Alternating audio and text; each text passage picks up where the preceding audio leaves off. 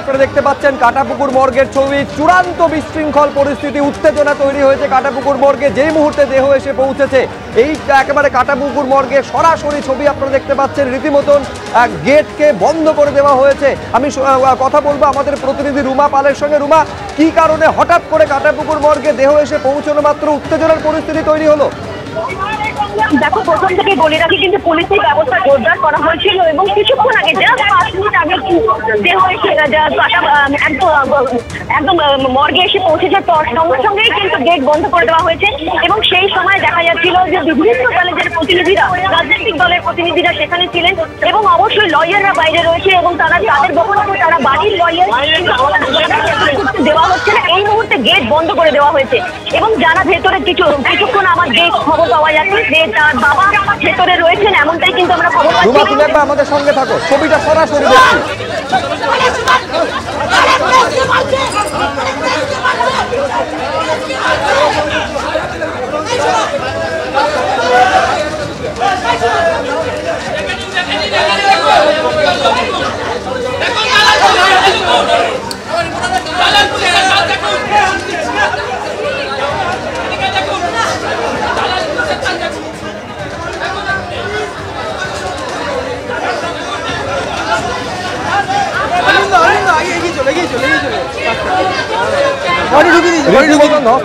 পরিস্থিতি আবার নতুন করে তৈরি হয়েছে। দেখতে পাচ্ছেন টিয়ার গ্যাসের শেল নিয়ে পুলিশ প্রস্তুত, কিন্তু যেই মুহূর্তে দেহ এসে পৌঁছলো হঠাৎ করে নতুন করে উত্তেজনা তৈরি হলো। আমি আবার কথা বলবো আমাদের প্রতিনিধি রুমা পালের সঙ্গে। রুমা,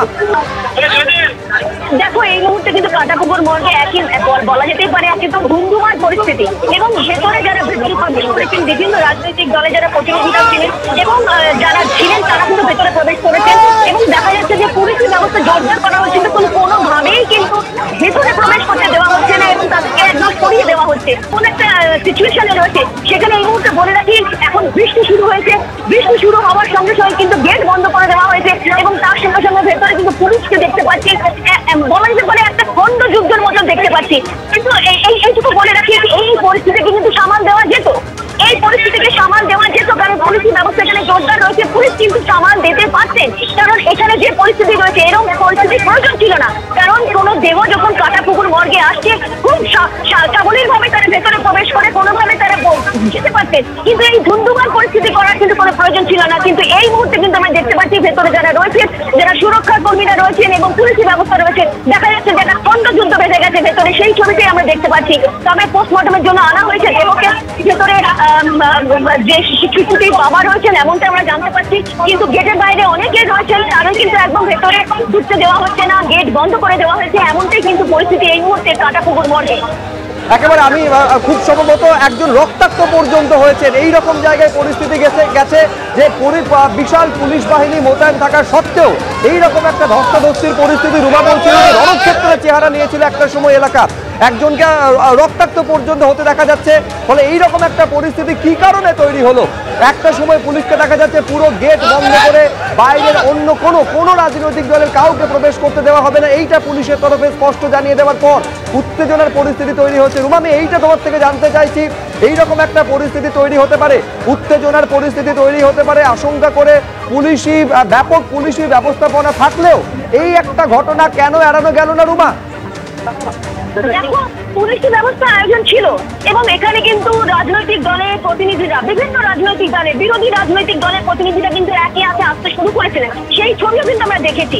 কিন্তু এই মুহূর্তে তোমার সাথে কথা বলার সঙ্গে সঙ্গে দেখো শুভ্রজিৎ, যেভাবে তুমুল বৃষ্টি শুরু হয়েছে এবং এই বৃষ্টির মধ্যে মানে বলা যেতে পারে গেটের বাইরে কিন্তু একাধিক লোক বাইরে রয়েছে এবং তার সঙ্গে সঙ্গে ভেতরে ক্যামেরার পার্সনরা রয়েছেন এবং তার সঙ্গে সঙ্গে এই খণ্ডযুদ্ধ একেবারে কিন্তু বলা যেতে পারে একটা বিভৎস পরিস্থিতি বলা যেতে পারে। কারণ বৃষ্টির সঙ্গে সঙ্গে এখানে আমি বলতে পারি যে সিচুয়েশন একেবারে কিন্তু গুরুতর হয়েছে, কারণ লয়াররা বাইরে রয়েছে, তারা ভেতরে যাওয়ার চেষ্টা করছেন কিন্তু ভেতরে কিন্তু তারা প্রবেশ করতে পারছেন না।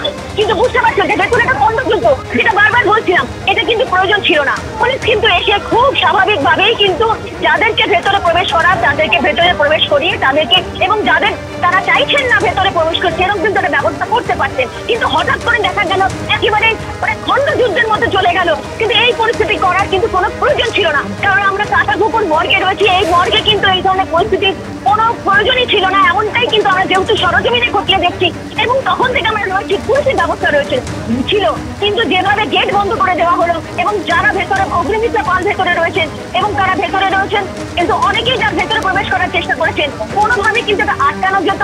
পুলিশ কিন্তু ভালোভাবেই এই জিনিসটা করতে পারতেন, কিন্তু দেখা যাচ্ছে খণ্ডযুদ্ধের পরিস্থিতি তৈরি হয়েছে এবং একেবারে ধস্তাধস্তির পরিস্থিতি শুরু হয়েছে। মানে এইখানে প্রশ্ন হচ্ছে যে ব্যাপক পুলিশি ব্যবস্থাপনা থাকা সত্ত্বেও এইরকম একটা খণ্ডযুদ্ধের পরিস্থিতি, কার্যত রণক্ষেত্রের একটা পরিস্থিতি কি কারণে তৈরি হলো? কেন বলছি রণক্ষেত্রের পরিস্থিতি তৈরি হলো? কি ঘটলো সেই সময় দেখুন।